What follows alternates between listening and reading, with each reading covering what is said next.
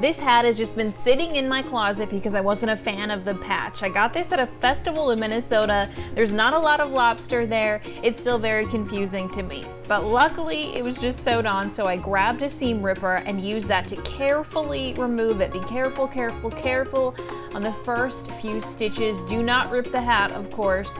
It gets much easier and faster when you've got a few of those stitches off already.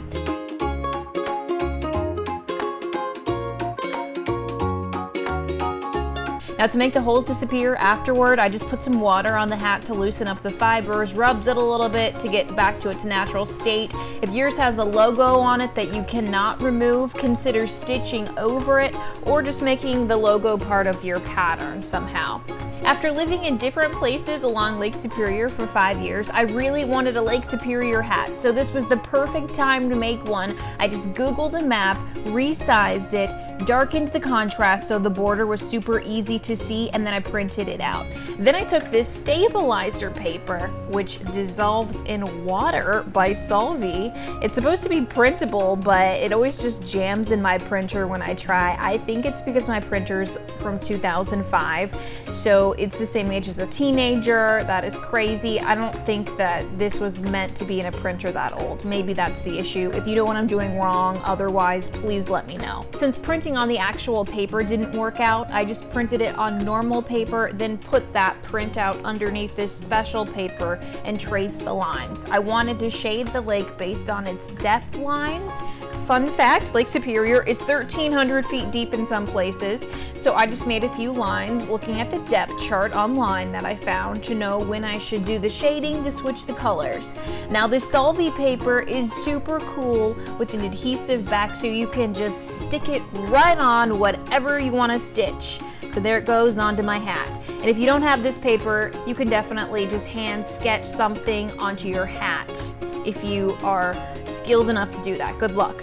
I picked a few blue tones from my thread stash. Yes, I do have this much thread. I am proud of it. This is from my circa 1990 crafting days collection. It's been a lifelong collection, I guess.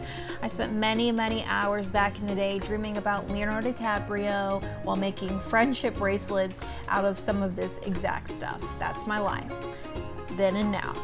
I just did what's basically a long and short stitch for this. I wanted to make the lake look messy, kind of like waves, so I poked my needle in and out and put it back in at different lengths, slightly different directions, and just kept making my way into the middle, getting darker for the deeper parts of the lake that I had already sketched out on this special paper.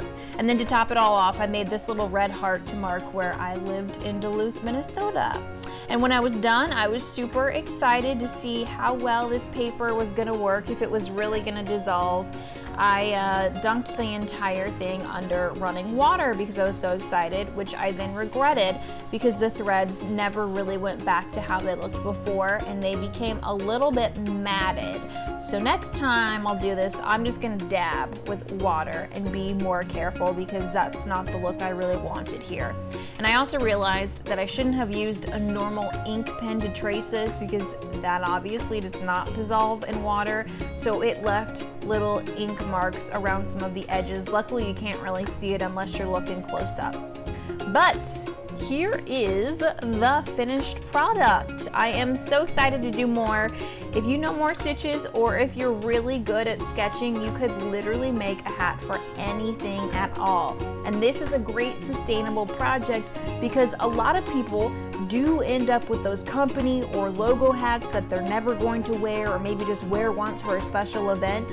If it's made of plastic, of course, it may never fully decompose. So please keep that in mind. Don't throw these away if you don't have to. Please make something cool out of them. And if you liked this video, please like and subscribe to my channel, So Much to Wear. If you're looking for something else to keep busy with, check out some of my other videos. I do projects, upcycling, and repurposing things that you already have or you can find for less secondhand. Thanks for watching.